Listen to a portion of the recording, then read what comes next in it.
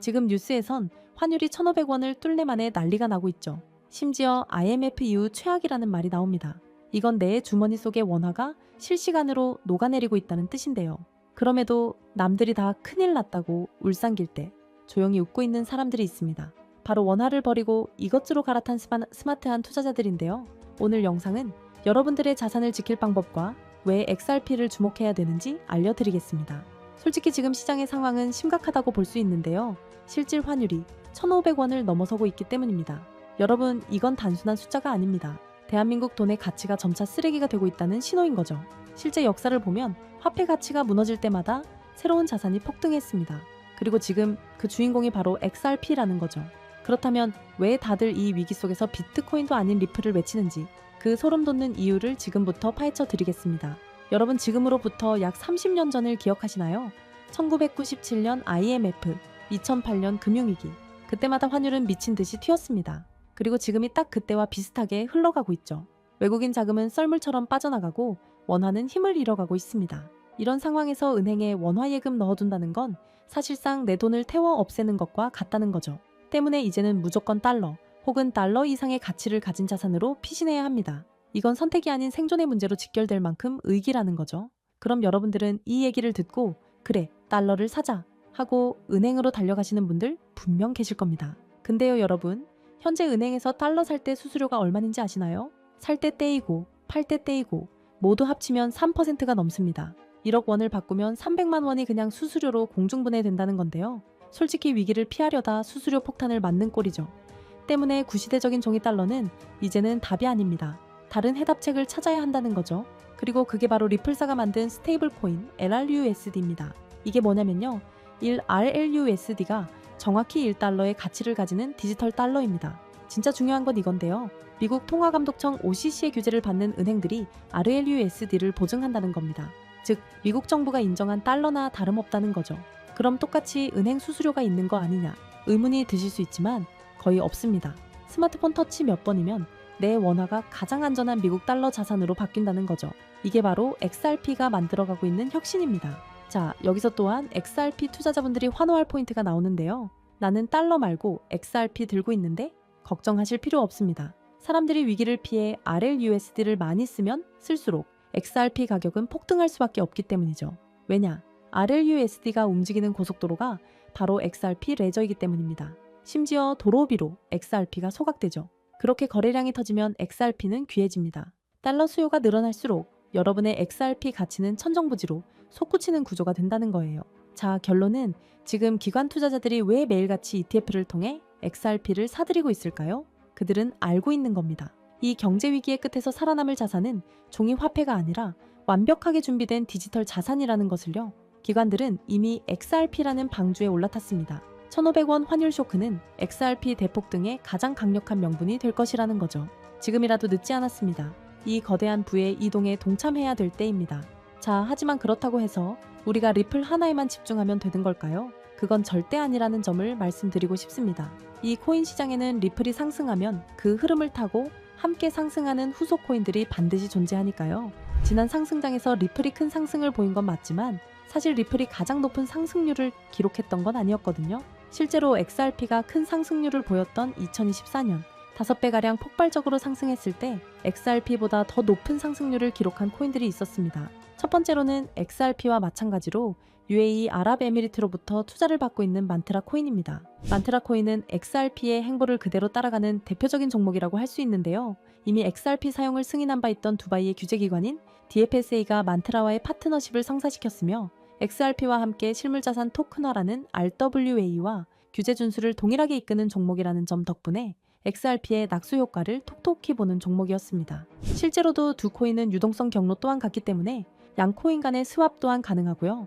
이와 같은 이유로 만트라는 XRP와 커플링 현상을 보이면서 XRP가 큰 폭등을 보였을 때 만트라 코인도 함께 큰 폭등을 보여주었고 2024년부터 2025년 초까지 무려 11만 %라는 엄청난 상승세를 기록했습니다.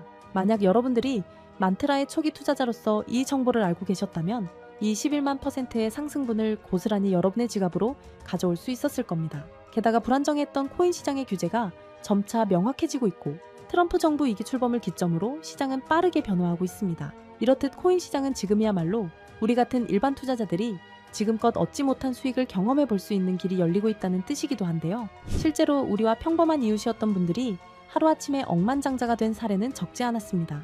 코인으로 3,670억을 번 20대 한국인, 일명 원효띠의 실화는 너무나도 유명하고요. 코인 투자로 한순간에 큰 부를 이룬 공무원의 이야기 또한 잘 알려져 있습니다. 이뿐만이 아니죠. 현재의 밈코인의 대장격인 시바이누 코인에 초기 투자로 400만 원을 넣어 1조 원을 벌어들인 사례도 이제는 너무나 유명한 이야기입니다. 중요한 점은 이들의 성공 사례가 단순히 운이 좋아서 우연히 이뤄낸 성과만은 아니라는 것입니다.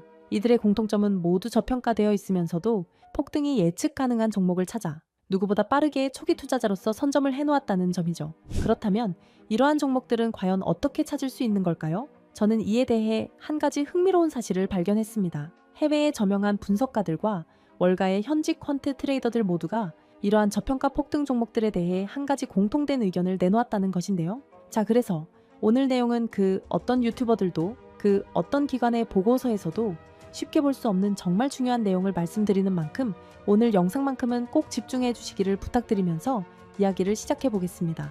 여러분들도 어느 정도 체감하고 계시겠지만 암호화폐 시장이 점점 제도권 안으로 진입함에 따라서 전통 금융 시스템과 디지털 자산, 이 둘의 연결성을 강화하는 기술에 대한 관심은 나날이 높아져만 가고 있습니다. 그 밖에 트럼프 2기 행정부의 출범과 미국 SEC의 기조 변화, 이렇게 여러 가지 호재들이 암호화폐 시장에 활주로를 열어주고 있는 상황입니다.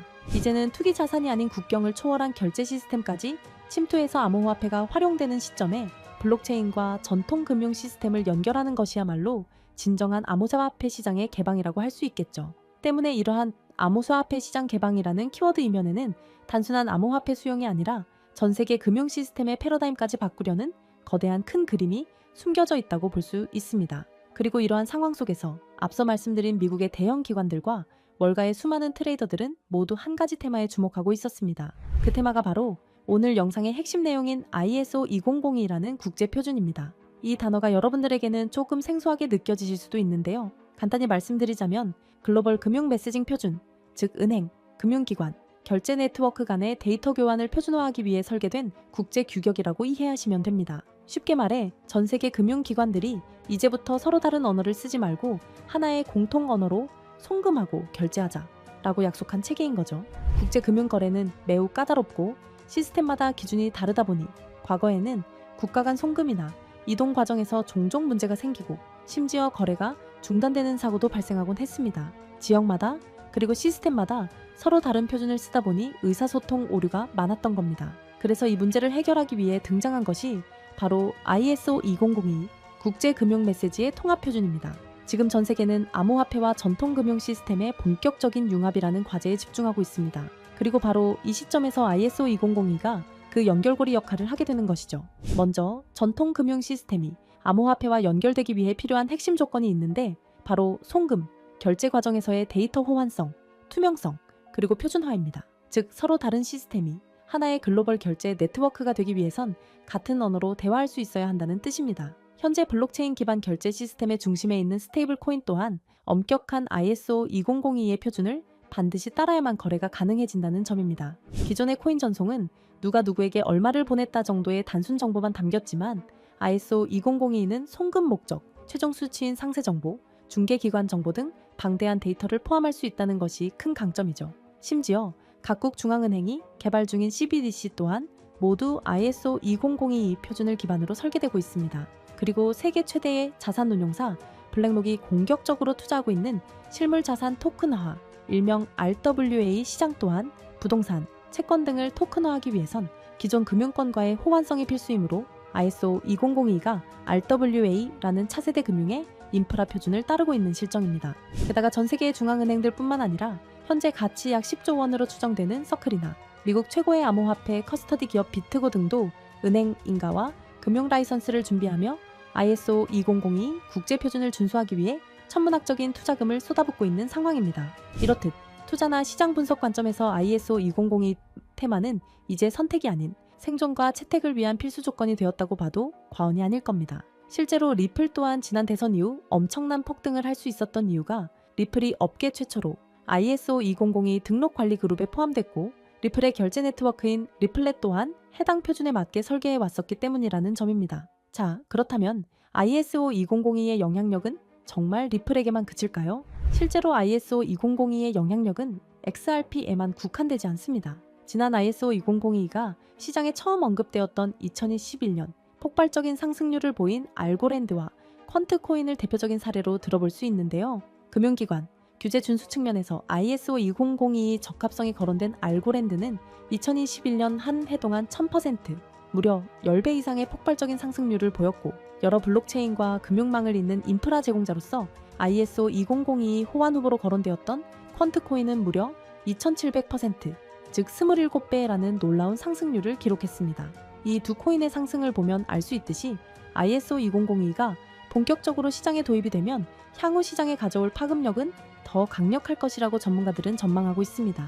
이처럼 ISO 2002 테마와 관련하여 다음에 폭등할 코인들은 이미 우리가 모르는 사이에 조용히 폭발을 준비하고 있다는 뜻이기도 합니다. 그렇게 ISO 2002의 선택을 받은 종목은 곧 ETF처럼 특정 규제를 통과할 수 있는 종목들 또는 CBDC나 은행, 인프라와 연결될 가능성이 있는 코인들이 될 것입니다. 그리고 당연히 CBDC와 결제 인프라는 앞서 말씀드린 바와 같이 ISO 2002를 반드시 준수해야 하고요. 즉, 지금부터는 ISO 2002 준수 요건에 가깝게 충족하고 있거나 포함될 가능성이 높은 종목들을 찾아내서 선점하는 것이 중요하다는 말씀입니다. 그래서 제가 지난 1년 가까이 분석해서 찾아낸 이 종목이야말로 ISO 2002 준수 요건을 충족하면서 기관의 주목을 받고 있는 종목이라고 할 수 있습니다. 최근 ISO 2002에 대한 언급이 많아지면서 세력들이 가격을 끌어올렸고 글로벌 금융 세력들이 직접 주도하는 종목으로 ISO 2002 메시징 표준과 완벽하게 연동되도록 설계되어 있으면서 전통 은행 시스템과